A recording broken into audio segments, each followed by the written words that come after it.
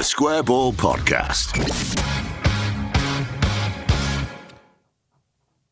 Hello there, welcome to the show. It's brought to you in association with Levi Solicitors, who will offer you a 10% discount on your legal fees at levisolicitors.co.uk/the square ball. Dan, Michael and Moscow with you on the weekly show.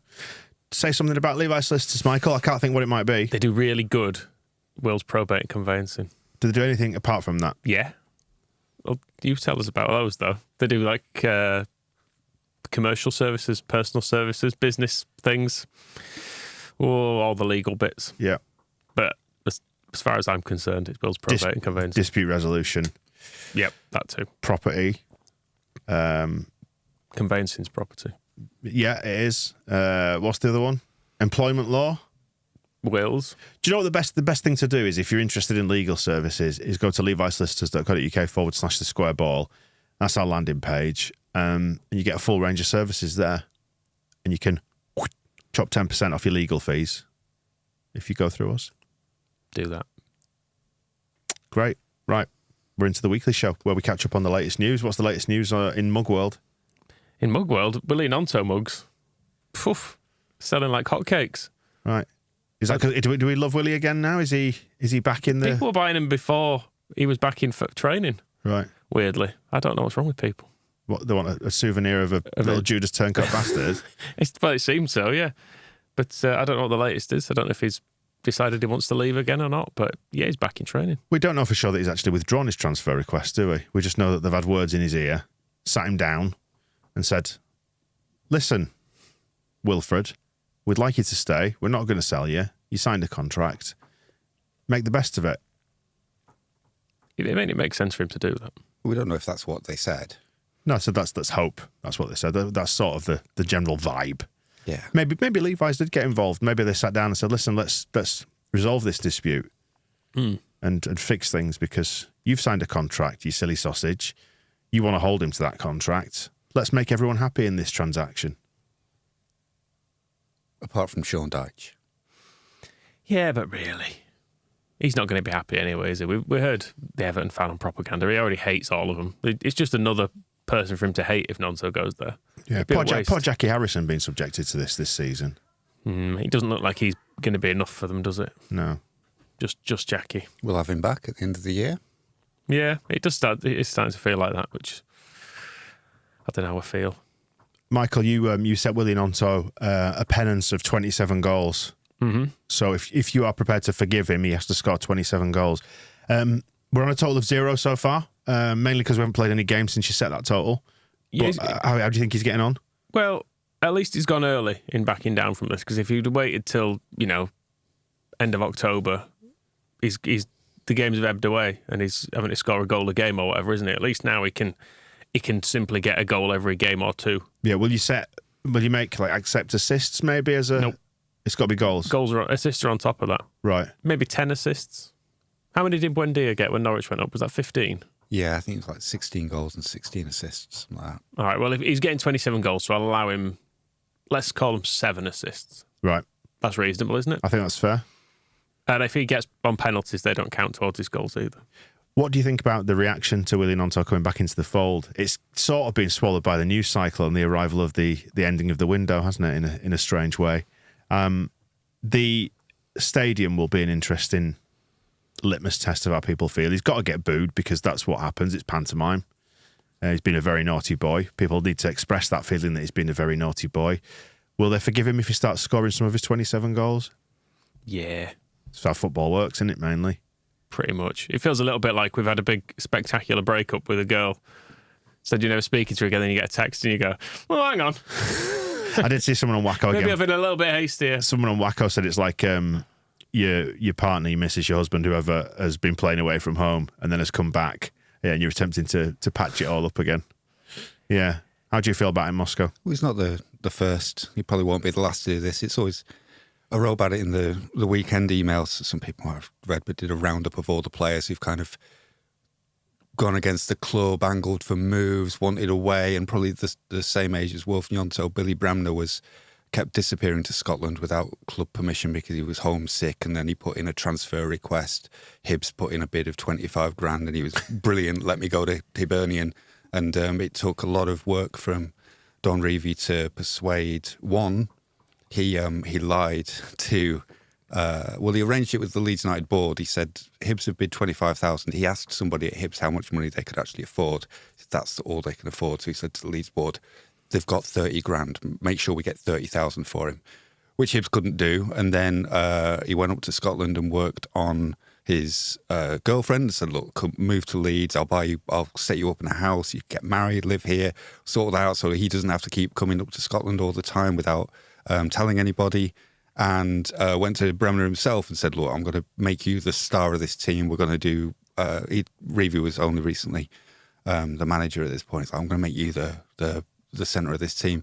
And so the move fell through and Bremner stayed. But there was never, I don't think there was ever a question of him refusing to play, which is the line that Wilf has crossed. But it's worth remembering that we have now side before self is the thing that people always throw at him. And it's like, well, before Billy Bremner had got round to learning that, he was also banging in transfer requests and swanning off whenever he wanted because he wanted to be with his girlfriend instead of playing for Leeds. Jack Charlton, as well, was sitting in Matt Busby's office ready to sign for Manchester United because he was sick of Leeds.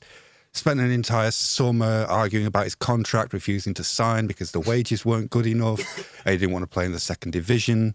And then it was only when Matt Busby said, yeah, it's between you and this other centre-back I quite fancied, that he was like, he went back to Leeds and sorted it out. So it's funny, some of the legendary figures in the club have done their utmost to get out of Leeds at various points. I mean, Jack Charlton was 27 at that point, and turned into legends from what they then went on to do. So Wilf has got a lot of work to do on the pitch, but the idea that, players haven't always put in transfer requests and tried to arrange their careers to suit their own lives is not really anything new. Yeah, it's a job, isn't it, to them? We have to remind ourselves of that. Their relationship to the club is vastly different to ours. Doesn't mean we have to agree with it or emotionally engage with it, but it is a truth, isn't it? Same with Jack Harrison. We see, not sure how he'd feel if he comes back next year. If he comes back next year, he'll probably just be exactly the same as he was. He'll be trying to play really well for the club and he'll be doing that for Everton. He'll be playing as well as he possibly can for Everton. You don't always need the emotional attachment. I'm sure, Messi didn't grow up an Inter Miami fan, but he's already, dragged them off the bottom of the table and won trophies. Only Robbie Keane played for every boys' club, didn't he? Yeah, so there's what you want is good players trying hard as they can to win games. I think the thing with Nonsa is it feels just like it's a bit ideas above his station because he's been here 5 minutes, he's very young, and it does feel a bit like, all right, mate, you're only a child. Just like know your place for until you're at least established in the first team and have scored more than 5 goals, 6 goals, whatever it is that he's got. It feels a little bit like he believes he's outgrown us at a point when maybe he should knuckle down. When we've been instrumental in his growth. Yeah, I don't know. If this was Rafinha, you'd have to go, all right, yeah, fair enough. It's what we said before about credit in the bank, isn't it? And he doesn't have that yet. He's provided us with some really nice moments so far in the Premier League, but not a huge amount. And we do it to other clubs. I mean, Zurich probably have an argument about why didn't they get the rest of the season of Wilf Gnonto before he left. If you remember, Rafinha had just got, you saw how angry all the Rennes fans were about him wanting to leave for the Premier League. And we had the news broke about us signing Luis Sinisterra while he was literally playing a game in the Eredivisie. So it's, it happens all the time. It's just, and Wilf also has, when he talk about ideas above his station, he also has the point of, well, he's not been getting in the team at Leeds. He got taken off against Cardiff, and then you've got actual Premier League teams saying like, no, if you come to us, you'll be playing every week and you'll be playing in the Premier League for more money. So the ideas above his station are not necessarily something that he's just come up with and woken up in the morning going, actually, I'm brilliant. It's clubs saying, we think you're worth 25 million and we'll put you on the wing in the Premier League. He goes, oh, well, then why can't I get in the Leeds team? So it happens. Yeah, so there is an external factor there swaying the opinion of the player as well. It's not just a case of he should appreciate his position at Leeds, is it? But there is a truth to that, and that's the only one we need to care about. Like, I don't care about who covers him, who's in the Premier League. I'm not bothered. I'm bothered that he sticks to the contract that he signed, and I'm pleased that the club have, what seems to be at this stage anyway, held him to it. I think it was an important marker for this ownership to be seen to regain a sense of control over the whole thing. It's hard to know what's the ownership and what's Farke because, as we've discussed before, he's got previous for this with want away players at Norwich, and he did the same with them, didn't he? Put them to one side and then was like, okay, when you want to play, whenever you're ready, I'll bring you back and I'll use you. So I think he's handled it well. Getting rid of the distractions, isn't it? That's kind of what he was hinting at with Sinistera, is that there's not been a refusal to play, but with everything going on, he's just like, he's not thinking about football enough, and he's not concentrating, so he should go and do something else for a little while. I was going to say on the honouring contracts thing, it's always, the contract does also have the proviso that if somebody bids enough money for Leeds to want the money more than the player, then the contract becomes meaningless. So there's always these, we're kind of as supporters standing on the edge of this, hoping for somebody to bleed out the heart, whereas it's just a player, if they get an offer that they want from another club, then they might take it. And the club equally, if Everton had come straight in with a £40 million bid, I don't think there would have been any of this back and forth about getting upset about what Wilf actually wants. Plenty of clubs have sold players to clubs that they don't want to play for as well. We've had it's probably been getting used to a bit of a change from the days of I suppose Jack Harrison's another example when he signed for. He went to Chicago in the draft, and then he was like walking over to them at the convention, and then New York just took him off them. He's like, no, you have to go over there now. You're not going to Chicago. You're going to New York. Only a few thousand miles difference, but the same. You'd had plenty of players called into managers' offices and said, right, we've enjoyed your time at Newcastle. We're selling you to Plymouth. I don't want to move to Plymouth. Well, we want the £1 million that Plymouth are offering, so we'll see you. So it is always cutthroat on the inside, and everything has its value. And I was bringing back to the old, everyone was fuming at Bielsa for not committing to more than a 1-year contract, and Leeds would have sacked him anyway, however long the contract was. It's the way it works for football clubs when they see something they want, and the way it works for players when they see something they want.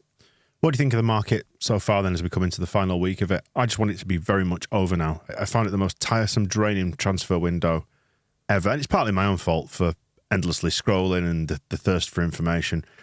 I don't know. I guess for you, how do you think Fabrizio Romano feels? Probably in need of a holiday. I do worry. He's 30 years old, is Fabrizio. You know that? He's 30 years old. I would have. What do you think his life? What do you think his life? Given that he gets about 4 hours sleep for the whole transfer window, do you think his life expectancy is? About 40. About his life expectancy, I think his life is awful. Yeah. I've read interviews with Shams Shirania, who's the basketball equivalent, who works for the Athletic in America, and it just sounds such a hollow existence of just like literally 18, 20 hours a day just texting people so that you can put a tweet out to say that somebody's going to sign. And as I always say, it's meaningless because they can't confirm anything until the club actually says. So it's just somebody saying, this is going to happen in 10 seconds. And then 10 seconds later, Leeds say, oh, we've signed this player.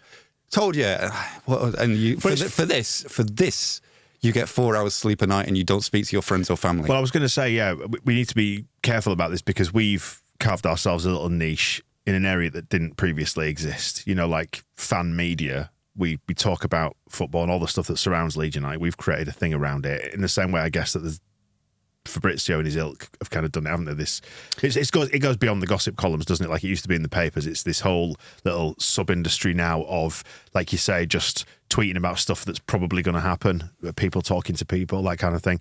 But like you say, the difference is that I do sleep more than 4 hours a night, and I don't really speak to football agents all that much. Yeah, it's completely different. I don't know why you're comparing them.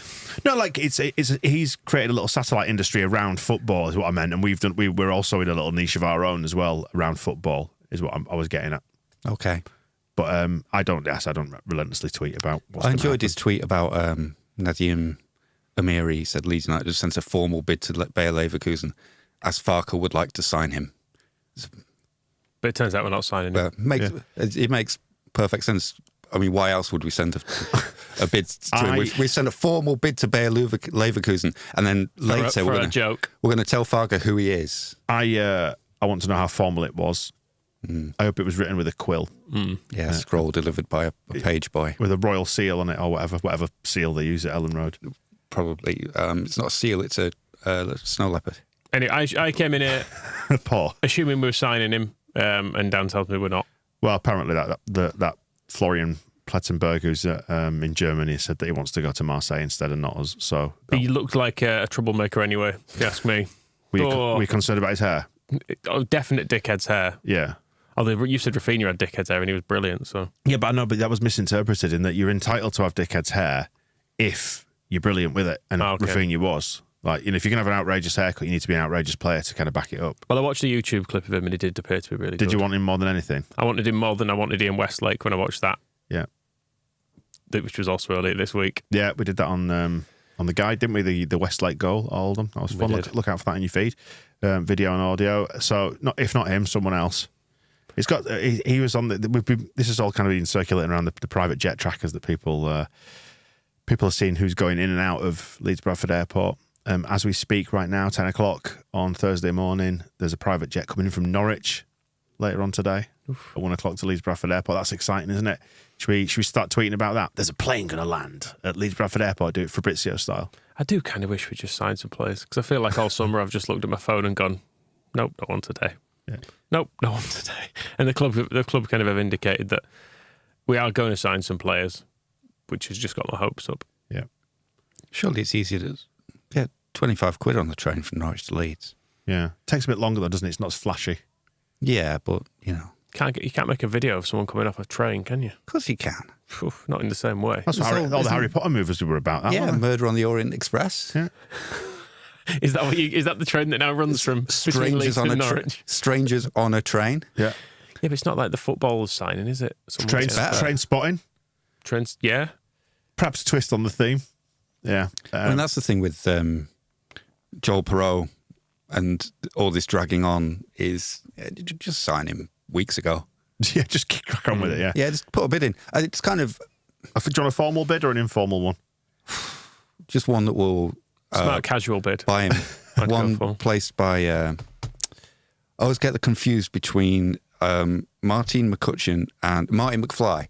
Right. We need Martin McFly to put the bid in, go back in a DeLorean to the start of the summer and tell Swansea we're having him. Maybe just kidnap him through time and space. But there was something instructive about Tyler Adams going to Bournemouth, where there's all the wrangling about the loan clause or the release clause not being met, and them thinking, they could get him for 20 million, and it being sorted out with them just going like, about 23 million. It's like, yeah, that's fine. Another 3 million. So all the kind of Leeds, the rumours or the reports say that Leeds value Joel Perreault around 8 to 10 million. Bid 11. Yep. Yeah, just buy him. And because what else are you going to do with £1 million when you're a football club? You're not going to spend it on anything good. I think the issue is more that if he gets decent Premier League interest, he's going to go there. That's about the size of it, isn't it? Rather than them. If we are his best offer, then he'll come to us. But basically waiting until the 31st of August to see if Erling Haaland gets injured, and then if an offer might come that way. That's what it's all about, really, isn't it? So, but that's why a shorter transfer window would be useful. Just get it all sorted out before pre-season training. In fact, waiting to see what they're like in the first week. Never mind about maybe you can have a week of friendlies, but then. Although, on the counterpoint to this, you could think, right, well, if Everton come in for me now, they look like they're gurgling around the plug hole, going to give that one a swerve. Instead, you could gurgle around the plug hole in the Championship with us, couldn't you? We won't be gurgling around any plug holes. You'll be in the middle of the bath. No, we'll be aimlessly swimming. We'll be cantering towards the top. Some other names that have been mentioned in the round: Glenn Kamara, midfielder; Lewis O'Brien. That's one of those that just needs to happen now, just to make it go away. Well, they both do, because we've been linked with Lewis O'Brien since he was playing for Huddersfield and Bielsa was manager, and we've been linked with Kamara since basically the end of the season. He's been linked with us. It'd be one of those when Kamara goes through, you'd be like, well, why didn't we do this months ago as well? But I'm sure there are reasons. Yeah. There was. I was quite pleased when Ryan Kent just immediately went to Fenerbahce at the start of the window, just sorted out so we didn't have to do that. But then there have now been talks that he might get loaned out straight away if they buy 2 other players. What could his destination be? Moscow? Well, exactly. It all looms, doesn't it? But you wonder if how much of that is just like, oh, we haven't got anybody else to write about. Do you think Leeds are just trying to bore us into submission, and we'll just accept anyone now? I mean, they all seem like they'd be quite sensible players. Just get them done then. Should we just get them done? Yeah. What about Jed Spence? That seems like a good move. It's because Spurs bought him for no good reason. In the way Spurs do. They just see someone play well in the Championship sometimes, don't they? It's what happened with Jack Clark. Yeah, and go, yeah. Daniel Levy, I'll have him. We'll have him. Joe Rodon, another one they've bought for no reason. Yeah. Spence is good because he wound up Paul Heckingbottom the other year, didn't he? When Heckingbottom tried to act all tough, giving him the ball back at a throw-in and kind of pushed it into his midriff, like as if it was disguising a punch. And Spence was just stood looking at him like, why have you done that? And then all the benches got involved and there was a bit of a scrap going. It's one of the daftest things. It's weird to think Paul Heckingbottom has gone from that to actually getting into the Premier League, because it's one of the things you would expect like a League Two coach to do. I'm going to rile them up. Get their heads. Yeah. Maybe it's I did wonder at the time, but this was before we knew who Jesse Marsh particularly was, but he was always gone about how he would harangue a referee to try and change the psychology of the game. And that's kind of what I wondered at the time, if Paul Heckingbottom was trying to do that the game was not really psychologically exciting enough. So he's like, I'm going to shove a ball at Jed Spence. And he ended up just looking like a little dweeb. Mm. Where was Jed Spence on loan last year? I believe he was in France. Playing for? We've already brought them up. Come on, let's do it. And I was a bit double bubble. I was a bit disappointed when you already said it, because I wrote this in a way that you'd be set up, but wrong. Thank you, Moscow. It's good. One of my favourite highlights after the Spain winning the World Cup the other week, the good parts of their celebrations was for some reason the players were doing party tricks on stage, and one of them stood up and did an impression of a Ferrari. She made the noise of a Ferrari engine. Were they in charades or something? Or? It was quite an odd thing. She's saying, and it's great because the clip that is wonderful is a camera focused on one of her teammates behind her, who, when she starts saying, and now I am going to, this look of horror on her face, because she's like, oh no, she's going to do the thing. And then she says, my impression of a Ferrari. And she's going like, no. And then, and everybody please be quiet. And she puts her head in her hands while she stands there going, But arguably better than, what's the keeper called at Villa? An absolute knobhead. Martinez. Yeah, better than Martinez using the golden glove like a 5-fingered penis. I would argue, on stage. Yeah. Just speaking of the women's football, by the way, women kicked off their season with a 2-1 win against Stockport. Our very own Live Smart. Are we still sponsoring Live? I hope so. Let's say yes. Yeah. I mean, we're just invoice us, Live. Yeah. Just tell us where we need to send the money.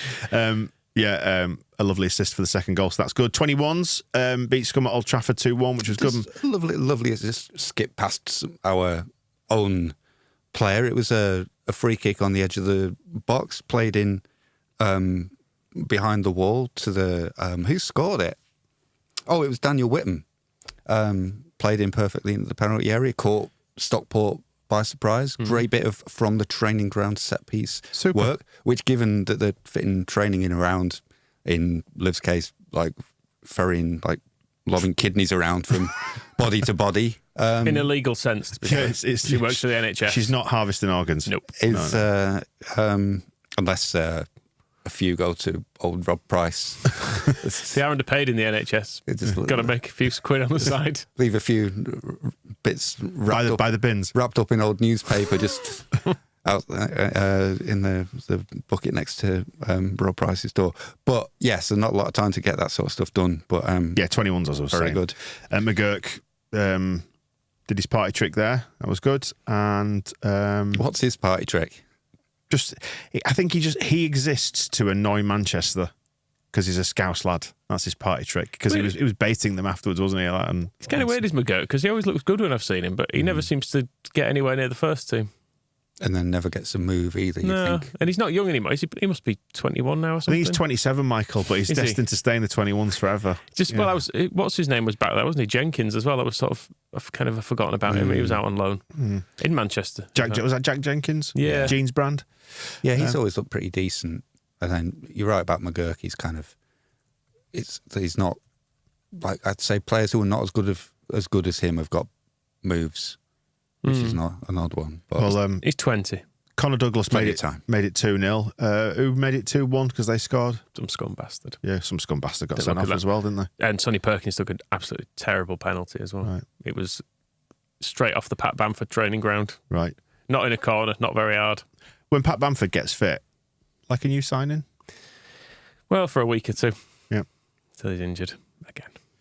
So, final week of the window. What are your hopes right now? Facundo Buonanotte. That's my hope. We didn't mention him yet. He's the Brighton midfielder who's been linked with a loan move. Although one of their major players got injured, didn't they? So maybe that's off the table. They'll have hundreds of others. Yeah. Annoying, isn't it? Yeah, do we want another Brighton loanee that we fall in love with and then ultimately have to hand back? If we hand him back after promotion, it's fine. You're prepared to accept I'm that? prepared to accept that. And finally, old news now. Tyler Adams went, didn't he? To Bournemouth. he immediately got forgotten about in all the non-known noise as well, didn't he? His big moment was lost by that transfer request. Big moment. Well, it was kind of a shrug. Like, I remember, was it Friday when he went? Was it Friday morning? I'm sure it was. At some point on Friday, yeah. It was after we'd recorded the weekly show. That's maybe why it feels like a long time ago. 'Cause Yeah. it's after we did the weekly show. But I remember waking up. It all got confirmed at quite an odd time, didn't it? And I remember waking up and just checking the news. Tyler Adams gone to Bournemouth and just being like, oh well. He was injured anyway, so it was hard to... We didn't get a glimpse of him. If we'd have seen him like we did Nonto and Sinisterra in the Cardiff game and went, oh, they look good. I'd like to see more of them. I think we'd miss him more. But as it is, Ampadu and Gray have done really well in midfield. Adams is injured anyway. We've not seen him play since February, was it, his last game or something? It was ages ago. So him leaving feels almost irrelevant. It is weird because players like Verber, who's probably half the player, Adams is kind of with him leaving.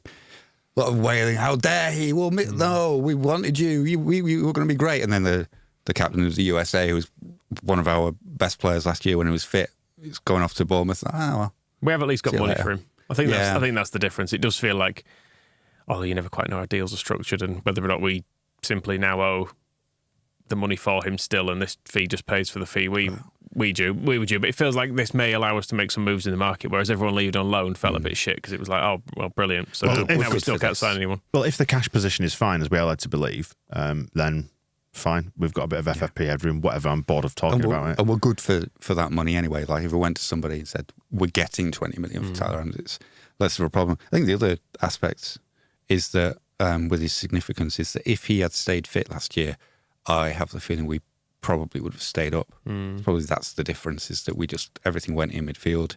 His stupid mate had to take over, and we just lost a lot with him getting injured.